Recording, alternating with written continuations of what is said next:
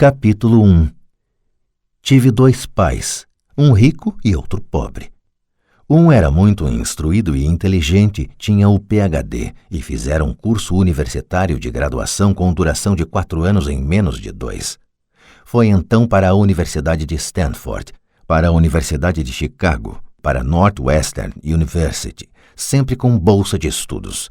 O outro pai nunca concluiu o 2º grau. Ambos foram homens bem-sucedidos em suas carreiras e trabalharam arduamente durante toda a vida. Ambos auferiram rendas consideráveis. Contudo, um sempre enfrentou dificuldades financeiras, o outro se tornou o homem mais rico do Havaí. Um morreu deixando milhões de dólares para sua família e para instituições de caridade e para sua igreja. O outro deixou contas a pagar. Ambos eram homens fortes, carismáticos e influentes. Ambos me ofereceram conselhos, mas não aconselharam as mesmas coisas. Ambos acreditavam firmemente na instrução, mas não sugeriram os mesmos estudos. Se eu tivesse tido um único pai, teria tido que aceitar ou rejeitar seus conselhos. Tendo 2, tive a escolha entre pontos de vista contrastantes, a visão de um homem rico e a visão de um homem pobre.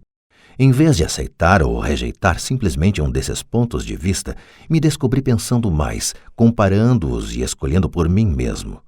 O problema é que o homem rico ainda não era rico e o homem pobre ainda não era pobre. Ambos estavam no início de suas carreiras e lutavam por dinheiro e pela família. Mas tinham ideias muito diferentes sobre dinheiro. Por exemplo, um dos pais dizia: o amor ao dinheiro é a raiz de todo mal. O outro: a falta de dinheiro é a raiz de todo mal. Quando garoto, a influência de 2 pais, ambos homens fortes, era uma situação complicada. Eu queria ser um bom filho e ouvia, mas os 2 pais não falavam a mesma língua.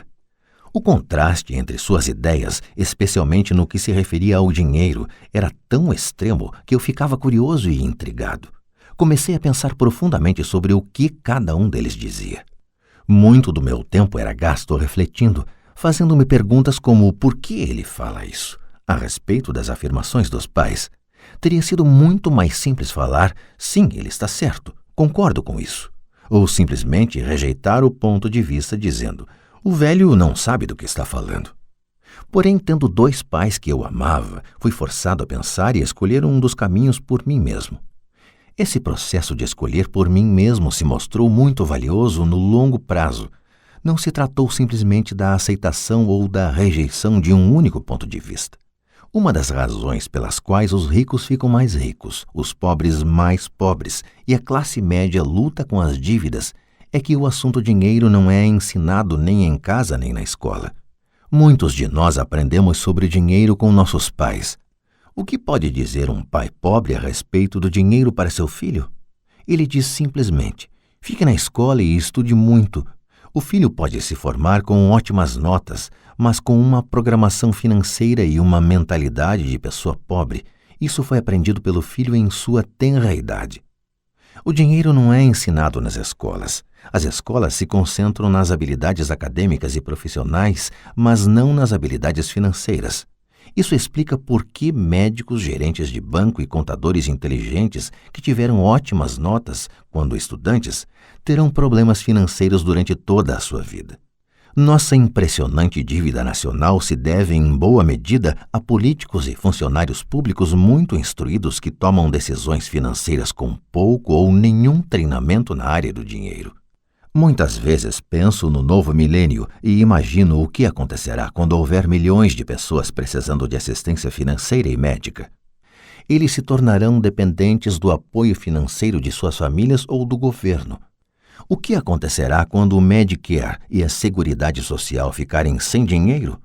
Como uma nação sobreviverá se ensinar sobre dinheiro continuar sendo tarefa dos pais, cuja maioria será ou já é pobre?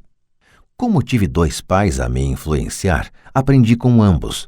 Tive que refletir sobre os conselhos de cada um deles e, ao fazê-lo, percebi o poder e o impacto dos nossos pensamentos sobre nossa própria vida. Por exemplo, um pai costumava falar, não dá para comprar isso. O outro proibia o uso dessas palavras, insistia em que eu falasse, o que posso fazer para comprar isso? Num caso, temos uma afirmação, no outro, uma pergunta. Um deixa você sem alternativa, o outro obriga você a refletir. Meu pai, que logo ficaria rico, explicava que ao falar automaticamente não dá para comprar isso, seu cérebro para de trabalhar. Ao perguntar o que posso fazer para comprar isso, você mantém seu cérebro trabalhando. Ele não estava dizendo que comprasse tudo o que desejasse. Ele incentivava fanaticamente que exercitasse minha mente, o computador mais poderoso do mundo. Meu cérebro fica mais forte a cada dia porque eu o exercito. Quanto mais forte fica, mais dinheiro ganho. Ele acreditava que repetir mecanicamente não dá para comprar isso era um sinal de preguiça mental. Embora ambos os pais trabalhassem com afinco, observei que um deles tinha o hábito de pôr seu cérebro a dormir quando o assunto era dinheiro, e o outro tinha o costume de exercitar seu cérebro. O resultado era que, ao longo do tempo, um dos pais ficava mais forte financeiramente e o outro enfraquecia. Isso não é muito diferente do que ocorre quando uma pessoa faz exercícios físicos regulares enquanto a outra senta no sofá e fica assistindo à televisão. O exercício físico adequado aumenta suas chances de ter boa saúde e o exercício mental adequado aumenta suas chances de ficar rico. A preguiça reduz tanto a saúde quanto a riqueza. Meus dois pais tinham atitudes mentais diferentes. Um acreditava que os ricos deviam pagar mais impostos para atender os menos afortunados. O outro dizia: os impostos punem os que produzem e recompensam os que não produzem. Um dos pais recomendava: estude arduamente para poder trabalhar em uma boa empresa. O outro falava: estude arduamente para poder comprar uma boa empresa. Um dos pais dizia: não sou rico porque tenho filhos. O outro: tenho que ser rico por causa de vocês, meus filhos. Um incentivava as conversas sobre dinheiro e negócios na hora de jantar. O outro proibia que se falasse do assunto durante as refeições. Um dizia: em questões de dinheiro, seja cuidadoso, não se arrisque. O outro: aprenda a administrar o risco. Um recomendava: nossa casa é nosso maior investimento e nosso maior patrimônio. O outro: minha casa é uma dívida e se sua casa for seu maior investimento, você terá problemas. Ambos os pais pagavam suas contas no prazo, mas um deles pagava suas contas em primeiro lugar, enquanto o outro as deixava para a última hora. Um deles acreditava que a empresa ou o governo deveria cuidar de você e de suas necessidades. Estava sempre preocupado com aumentos salariais, planos de aposentadoria, benefícios médicos, licenças de saúde, férias e outros benefícios. Ele ficava impressionado com 2 de seus tios que foram para o exército e se aposentaram com vários benefícios após 20 anos de serviço ativo. Ele adorava a ideia de assistência médica e serviços de reembolso de alimentos que os militares ofereciam a seus aposentados. Ele também se empolgava com as cátedras vitalícias do sistema universitário. A ideia de estabilidade no emprego e benefícios trabalhistas lhe parecia às vezes mais importante do que o próprio emprego. Dizia frequentemente: trabalhei muito para o governo, mereço essas mordomias. O outro pai acreditava na total autossuficiência financeira. Ele sempre se manifestava contra a mentalidade dos direitos e falava que isso estava criando pessoas fracas e financeiramente necessitadas.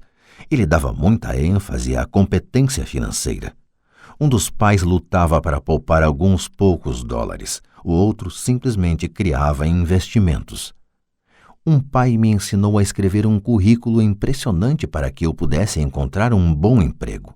O outro me ensinou a fazer sólidos planos financeiros e de negócios, de modo que eu pudesse criar empregos. Ter 2 pais fortes me proporcionou o luxo de observar o impacto de diferentes formas de pensar sobre a própria vida. Observei que as pessoas moldam suas vidas por meio de seus pensamentos. Por exemplo, meu pai pobre sempre me dizia: nunca vou ficar rico, e isso acabou acontecendo. Meu pai rico, por outro lado, sempre se referia a si próprio como sendo rico. Ele dizia coisas como: sou um homem rico e pessoas ricas não fazem isto. Mesmo que estivesse totalmente quebrado após um revés financeiro, ele continuava a se considerar um homem rico. Ele se justificava dizendo: há uma diferença entre ser pobre e estar quebrado. Estar quebrado é algo temporário, ser pobre é algo eterno. Meu pai pobre dizia: não ligo para dinheiro, ou o dinheiro não é importante. Meu pai rico sempre dizia: dinheiro é poder.